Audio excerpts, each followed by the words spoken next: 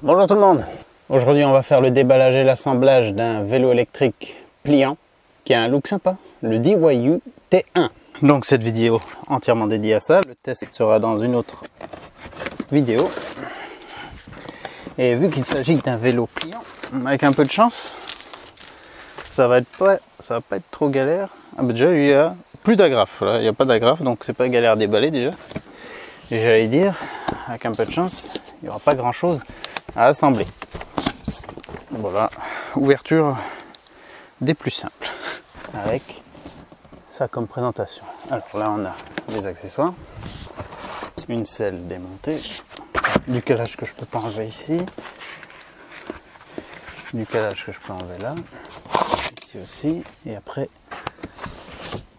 tout a l'air fixé ensemble. Alors vous le savez, les vélos que je préfère c'est plutôt les fat bikes et les vélos tout terrain, puisque c'est les terrains sur lesquels je prends le plus de plaisir à faire des tests. Celui-ci il est plutôt orienté ville, on va dire, hein, vélo électrique urbain, mais son look est vraiment sympa, donc ça m'intéressait de le découvrir. Alors est-ce que j'arrive à le sortir d'un coup? Je sais même pas trop par où le prendre, il a une forme particulière comme vous avez pu voir sur l'image. Allez, viens. Voilà, il peut sortir tout d'un bloc, c'est assez bien ajusté. Donc ça fait un peu ventouse, mais il a l'air déjà pas mal assemblé. Porte-bagages en place, garde-boue en place, la roue avant non. Donc comme d'hab, je vais enlever toutes les mousses, tous les colliers en les récupérant. Si vous coupez, ça va prendre une minute à tout enlever. En récupérant, je vais vous dire combien de temps ça met. Il est 11h04, on va voir ça. Et voilà ce qu'on a. Ça m'a mis 6 minutes. En perdant une minute pour chercher mon tournevis qui était devant moi pour enlever les colliers. Donc on a ça de collier, pas beaucoup. La roue avant, garde-boue avant, la selle, la boîte d'accessoires avec les pédales, un petit accélérateur à pouce, mode d'emploi avec des clés. J'ai vu d'autres clés ici. Ah, il y a déjà une clé sur le guidon et une clé dans le sachet. Des clés plates mixtes, très bien. Pour le montage. Pour le montage de quoi? De la roue avant et des pédales. Un outil multifonction, le chargeur. Ah ça c'est bien, ça j'aime bien quand ils fournissent ça. Un petit capuchon pour protéger les écrous. Celui-là certainement. Ah non, c'est pour l'arrière. Pas tant pour protéger l'écrou en fait, non. Pour protéger quand on le plie. S'il a l'air de se plier dans ce sens-là, donc peut-être quelque chose qui pourrait toucher ça. J'aime bien quand il y a. C'est pas toujours le cas et si ça touche contre le cadre, on va l'abîmer.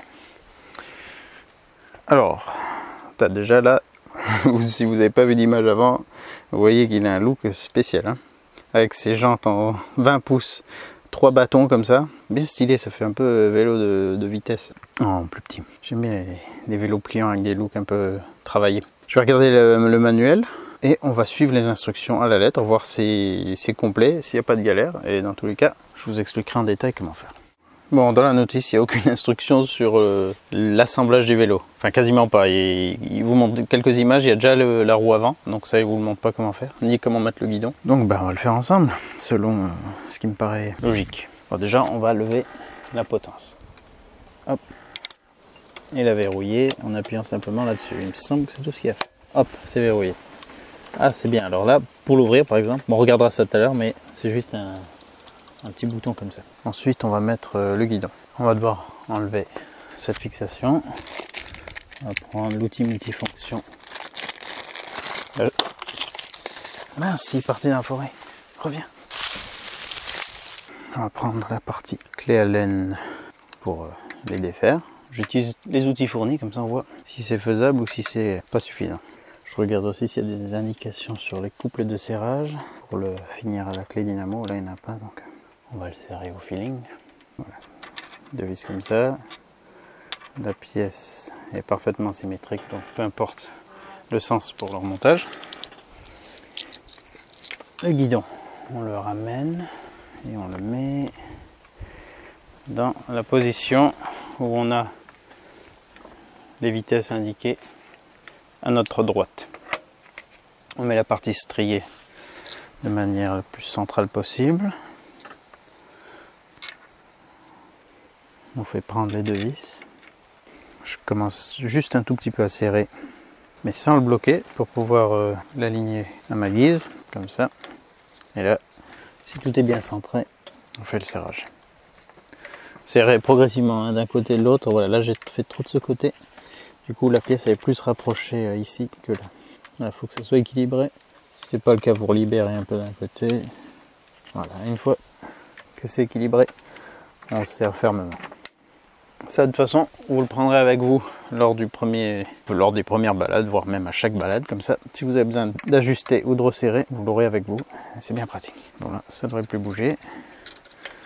Pour moi, ça me convient. Là, je l'ai monté comme ça. Si la potence avait été dans ce sens-là, vers vous, c'est pas la bonne position.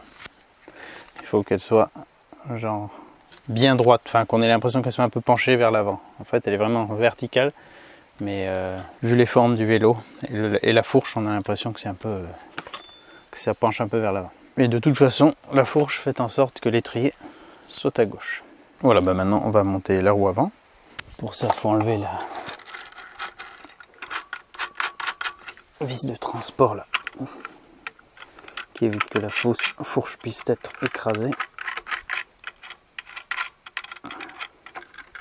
Voilà.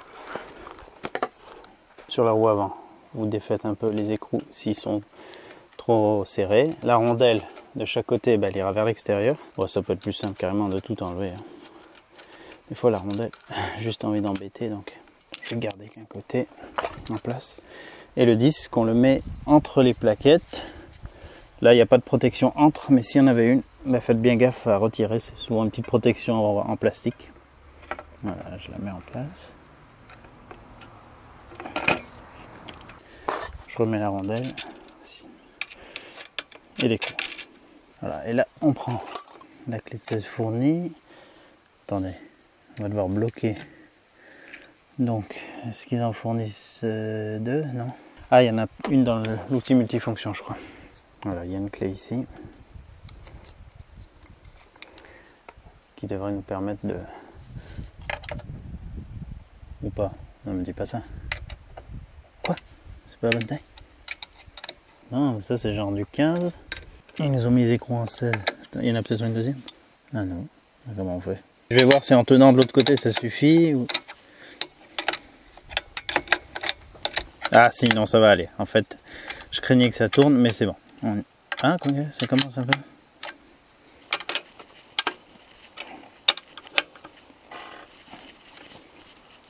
Non, ça va aller. On n'a pas besoin. Autant pour moi. Il faut juste maintenir le temps qu'on arrive à mettre un petit peu de serrage. Et puis après, dès que ça commence à serrer, ça ne bougera plus. Donc là, on serre fermement, mais pas exagérément pour pas mettre trop de pression sur le roulement.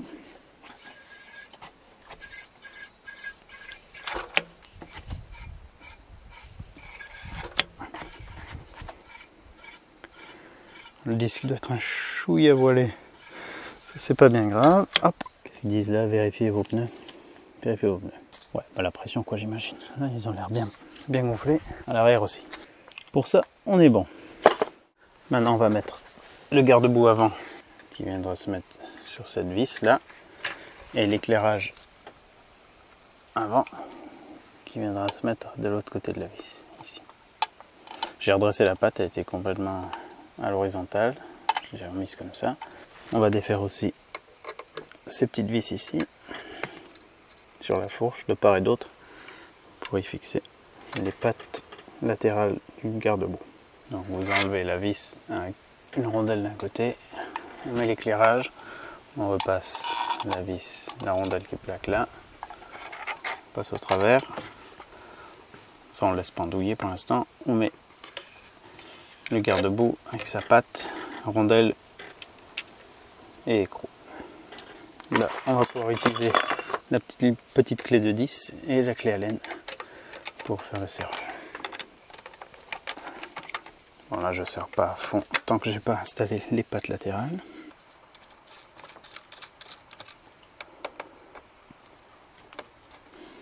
Voilà. Pas besoin d'être serré à mort, juste que ça bouge pas tout seul. Ils sont en plastique les garde-boue, mais ils sont assez costauds. J'ai vu plus chétif. Vous déballez les pédales, vous prenez celle avec la lettre correspondante, R pour droite, avec le sens de vissage qui est indiqué sur la manivelle. Vous faites prendre à la main sans forcer et vous terminez avec la clé.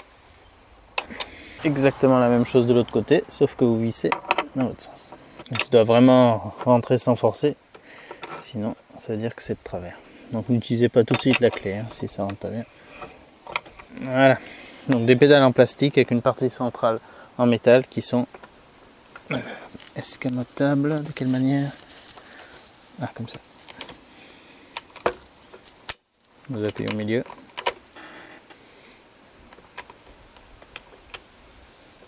Maintenant la selle, elle a un petit amortisseur intégré, ce qui est très bien puisqu'on n'a pas de suspension arrière, donc ça va gommer certaines irrégularités. Alors cet amortisseur il n'est pas très gros, mais vous pouvez régler quand même sa souplesse en actionnant la partie centrale avec la clé Allen. Attendez, est-ce qu'il y en a une assez grosse? Ah là il n'y en a pas une assez grosse. Il n'y a pas une assez grosse fournie avec ça pour agir là-dessus. Donc il faut une clé Allen plus grosse. Si vous voulez que ce soit plus ferme, ben, vous resserrez un peu. Si vous voulez que ce soit plus souple, vous desserrez. De toute façon, il y a un circlip qui bloquera la limite basse. Et puis la limite haute, je ne sais pas s'il y en a une. De toute façon, votre clé, elle ne pourra pas aller hyper loin non plus. Tube de selle, on va le mettre au minimum pour voir ce qu'on a comme hauteur. Je mesure 1,71 m pour vous donner un repère. Bon, au milieu, il y a vraiment de la marge. Et si je me mets sur la selle au minimum, j'ai pas tout à fait les pieds à plat. J'ai l'avant de mes pieds qui sont au sol. Ouais, presque, mais pas tout à fait. Donc si vous êtes plus petit, il faudra se pencher un peu pour mettre pied à terre. On aurait pu s'attendre à plus bas pour un vélo de ce gabarit, comme hauteur minimale de selle, mais je pense que ça joue avec le petit amortisseur qui est intégré. Ah, moi c'est vrai que peut-être il va s'assouplir un peu et aussi selon votre poids. Vous allez peut-être quand même avoir les pieds au sol si vous faites ma taille. Sachant qu'il est pour maximum 120 kg. Le porte-bagages il peut transporter 25 kg, c'est écrit dessus. Alors lui il est déjà tout monté, il est démontable. Il n'est pas soudé comme c'est le cas parfois. Il est assez basique. Si on voulait avoir un look encore plus sympa du vélo et qu'on n'a pas besoin du porte-bagages, eh ben, on l'enlève. Je vois qu'il y a 3 vis. Après, oui, 3 vis seulement. En plus, le garde-boue arrière n'est pas dépendant du porte-bagages. Parfois, si on enlève le porte-bagages, on n'a plus de support de garde-boue. Donc ça, c'est pas mal. Par contre, l'éclairage, il est dessus. Bon, je le dis juste si des fois vous vouliez avoir un look encore plus futuriste. Après, il est discret. Hein. Finalement, ce qu'on voit surtout, c'est cette ligne. Ça, et lui, il s'efface assez bien, je trouve. Ils ont bien fait de le peindre en noir satiné comme ça. Et la hauteur maximale de la selle serait de ça. La limite, elle est là. Ça m'arrive à la taille. Pour moi, ça c'est beaucoup trop. Aucun intérêt à ce que je me mette comme ça. Non. Donc ça devrait aller pour des personnes d'assez grande taille, sauf qu'après le guidon, lui, on ne peut pas le rehausser, comme sur certains vélos. Donc vous serez forcément peut-être un petit peu plus penché en avant, mais guidon et selle sont assez proches, donc quoi qu'il en soit, on va pas être éloigné et vraiment penché en avant. Là, il est assemblé, il nous manque juste la gâchette et j'ai déballé juste l'écran pour me rendre compte qu'en fait, il n'y a pas d'écran. Enfin, tout ce qu'on a, c'est ça. Alors...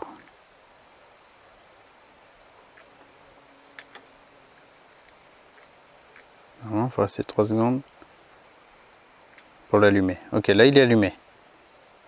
On n'a pas d'écran, donc on a... Attends, j'ai pas de bêtises.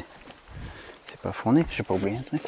Première fois que je teste un vélo qui a pas de display, donc on n'aura aucune idée de la vitesse à laquelle on va. Trop bizarre. Si on appuie une fois sur ce bouton, on allume les feux. Enfin à l'avant en tout cas. Pourquoi pas à l'arrière? Ah. Oh non, à l'arrière c'est pas câblé. Ah, à l'arrière ils ont... Donc à l'arrière il faut enlever ça. Et après ça s'allumera comme ça. Ça c'est entre la pile et le contact. Donc il faudra enlever ça. Et après on l'allume ou on l'éteint comme ça. Donc là ils n'ont pas câblé le feu arrière. Je croyais au début en fait. On a juste l'éclairage avant. Et du coup on n'aura pas de feu stop. Bah non. Alors ça je trouve ça un peu dommage pour un vélo urbain. Ne pas avoir de feu stop. Pour le niveau de batterie, on a 3 indicateurs. Quand c'est sur le 1, il conseille de recharger au plus vite. Et puis sinon, bah, au 3, c'est qu'on est au max. La petite sonnette ici.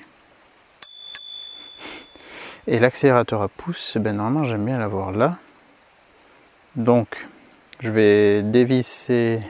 À ce niveau, il y a une vis là. Je crois que c'est celle-là. Je vais la desserrer un peu et le décaler lui vers la droite. Et installer mon accélérateur à pouce ici. Si vous ne le mettez pas, vous aurez l'assistance en pédalant. Mais vous n'aurez pas de mode 100% électrique. Voilà, lui je l'ai décalé. L'accélérateur à pouce, il faut prendre aussi une clé Allen. On va la vis qui est derrière. Voilà, là c'est écrit 1 Nm. Alors faut pas déconner. Pour le serrage, vous l'ouvrez comme ça. Vous le mettez en position. Facilitez-vous la vie, mettez-le comme ça pour mettre la vis. Avant d'appliquer 1 Nm de serrage, positionnez-le exactement comme ça vous arrange.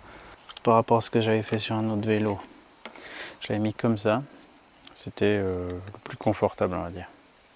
Là, ça me gêne pas là. De l'autre côté, j'ai de toute façon le passage des vitesses, donc ça m'intéresse pas.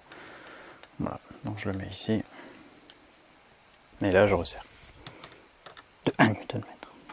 Dur à jauger, hein. Ça se trouve, j'ai déjà dépassé. Puis ça, je vais venir le rapprocher, mais sans que ça me gêne. De toute façon, ça gêne pas trop. Ouais, je vais pas le coller, je vais le mettre comme ça. Donc lui, là, il n'est pas connecté pour l'instant. Il a une réserve ici. On enlève le capuchon. On le ramène lui comme ça. On aligne les 2 flèches. Et on le branche. Hop là. On peut bien sûr le faire passer dans ce range-câble si on le désire. Je vais déjà voir s'il marche correctement. Le petit capuchon, gardez-le au cas où vous aurez besoin d'enlever ça et de le reboucher. Puis du coup, mais du coup, j'ai pas de niveau d'assistance, j'ai aucun bouton en fait. Alors, ça fait quoi si j'accélère comme ça?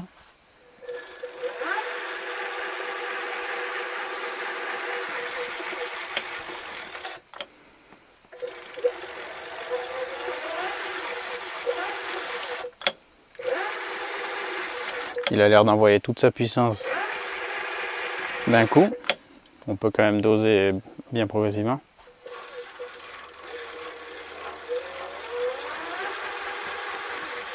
Je pense que là, il est peut-être réglé à 25. Ça, je pourrais vous... Ah ben, je saurais non, je saurais même pas vous le dire.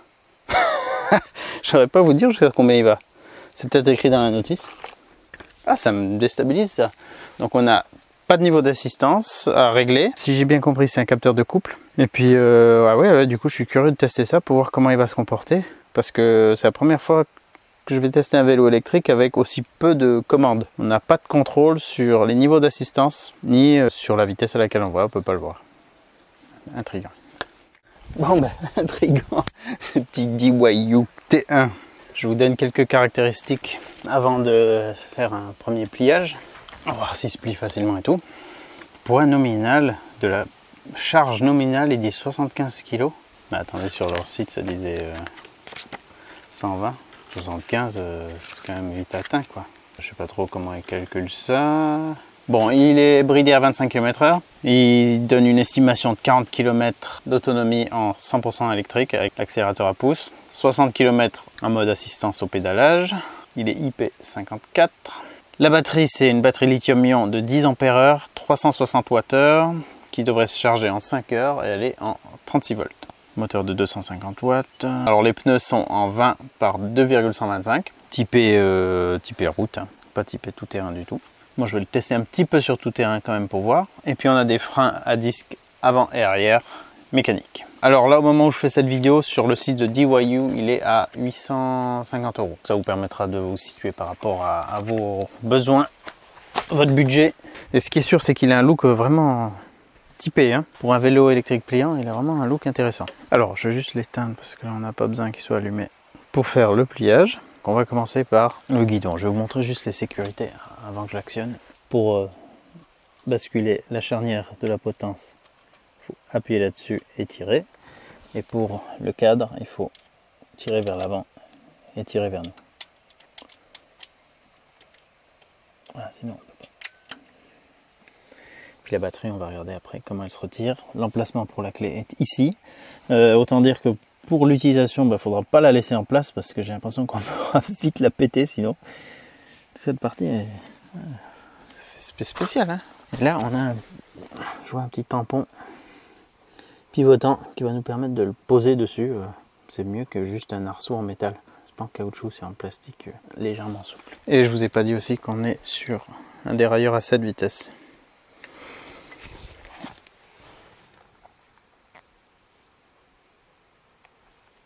Avec un protège dérailleur ici, ce qui est très bien. Alors je ne l'ai pas encore du tout plié, donc on va voir si c'est facile. J'appuie là-dessus et je tire là-dessus. Je bascule ça, puisque ça va dans ce sens-là, de toute façon là on n'a pas le choix. Je remonte la béquille, j'actionne la manette ici, et là ça vient dans quel sens? Ah oui, comme ça. Ah, c'est marrant ça.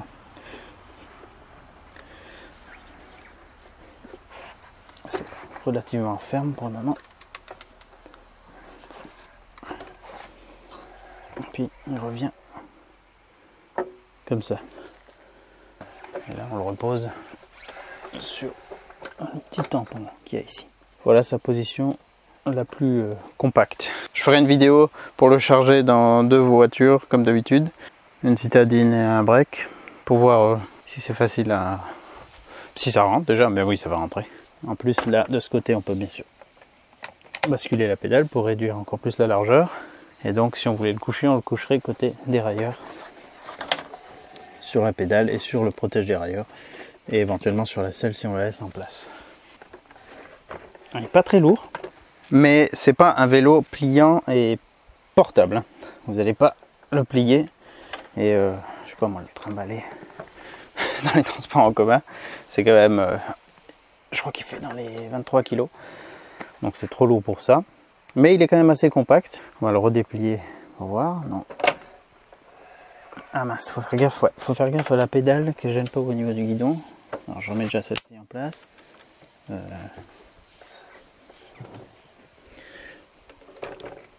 je l'ouvre.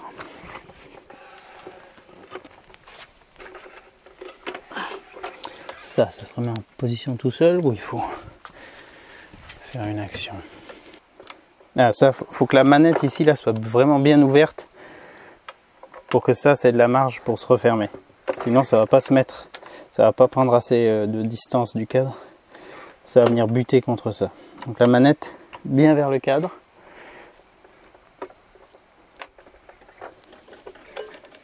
Ça, on remet comme ça. On verrouille. On redresse, on verrouille et puis on est bon. Ah oui, il n'a pas de suspension avant non plus, donc il va être ouais, vélo urbain rigide avec juste le petit amortisseur de selle. Donc je vais pas l'emmener trop en tout terrain, je vais l'emmener quand même sur piste pour voir un peu le niveau de bruit parasite qu'il peut avoir. Mais la route que j'emprunte elle est déjà relativement dégradée, donc s'il y a des bruits à déceler, je pourrais déjà le faire, je pense. Mais bon, voilà, comme j'aime bien toujours un petit peu pousser les tests pour voir où ça va nous mener, je vais l'emmener un tout petit peu hors route. Pour retirer la batterie, on aura besoin donc de la clé. On met la clé ici. Ah, c'est une clé, il n'y a qu'une position, ça revient en place tout seul. Elle peut sortir, elle ne sera pas verrouillée, donc on tourne et j'imagine qu'on soulève. Ouais, c'est ça. Est-ce qu'il sort sans... Ah, il sort. La batterie sort même en gardant la selle au minimum. Et voilà la petite batterie. Le port de charge est ici. Elle va être facile à trimballer si on veut l'emmener. Elle est pas lourde hein, en plus. Du coup, ça doit faire, je sais pas, 1,5 kg ça. Et on la remet simplement dans le rail. Cette partie là qu'il faut faire rentrer dans une fente qu'il y a là. Dans un guide.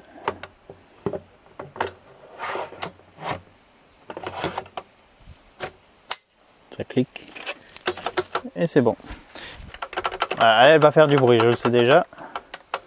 Vu comment c'est fichu, elle va faire du bruit si le terrain est irrégulier. Dommage, il va falloir prévoir qu'elle ait une mouche ici ou je ne sais quoi pour pas que ça fasse ça. Donc pour conclure, un look vraiment sympa. Ça fait pas ridicule, ça fait assez dynamique, assez futuriste. Les jantes 3 bâtons, ce cadre comme ça. Le relief ici, il est bien pensé.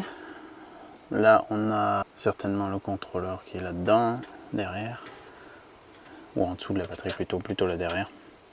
On a cette partie massive avec le pédalier, mais massive mais discrète, bien intégrée. C'est vraiment, la lumière elle porte sur cette arête, donc on regarde quasiment que ça. Le moteur il est dans la roue arrière, vraiment intégré dans la jante comme ça. Il est semi-équipé, c'est-à-dire qu'on a l'éclairage avant alimenté par la batterie du vélo. Celui d'arrière, malheureusement, commandable avec un bouton, donc ça c'est dommage qu'on n'ait pas les feux stop. Pour un vélo urbain, je trouve ça indispensable.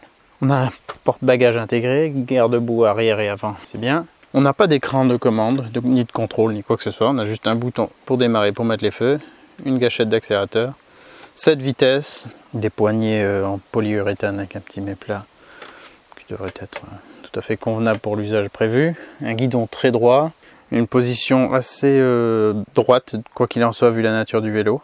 Un petit amortisseur de selle qui est le bienvenu puisqu'on est sur un vélo rigide. Maintenant, je suis très curieux de voir ce qu'il va donner sur la route. J'espère que ça pourra vous aider à faire un choix et si vous l'avez choisi éventuellement à l'assembler. Mais franchement, non, il n'y avait rien de difficile. Ça, il faut le laisser tel quel avec l'amplitude qu'il a pour le pliage, que ça ne gêne pas. Puis à ce stade, pas grand chose à dire. Je vais le charger, comme ça il sera prêt pour le test. Et puis on verra ce que ça donne dans un environnement de montagne. Donc je vais faire de la route en montée pour le baptiser. Après il y aura de la descente et entre deux il y aura un petit peu de piste juste pour voir ce que ça donne sur piste. Bien sûr je lui tiendrai pas rigueur de tous les bruits et les inconforts qu'il pourra restituer parce qu'il n'est pas fait pour ça.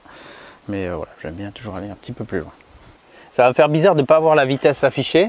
Bah finalement en fait comme sur n'importe quel vélo standard où on n'a pas de compteur, un vélo classique en général on n'a pas installé un compteur de vitesse. Ça a l'air d'être un vélo assez sans prise de tête. On a juste une commande simple. Tout a l'air simple. Le pliage est simple. L'assemblage, le montage est assez simple. Et puis après l'utilisation, elle a l'air très simple aussi. Il faut juste penser à avoir la clé avec soi pour retirer la batterie. Mais voilà, pour 850 €, on a un vélo très esthétique et qui m'a l'air assez bien conçu. Maintenant, je vous dirai ça quand je l'aurai testé. Je suis très curieux de voir comment il va se comporter au niveau de l'assistance. Est-ce qu'il va bien s'en sortir en montée, en full électrique et avec son capteur de couple. Voilà, le fait d'avoir aucune indication, ça va être chelou. Allez, à très bientôt pour ce test. Ciao, ciao.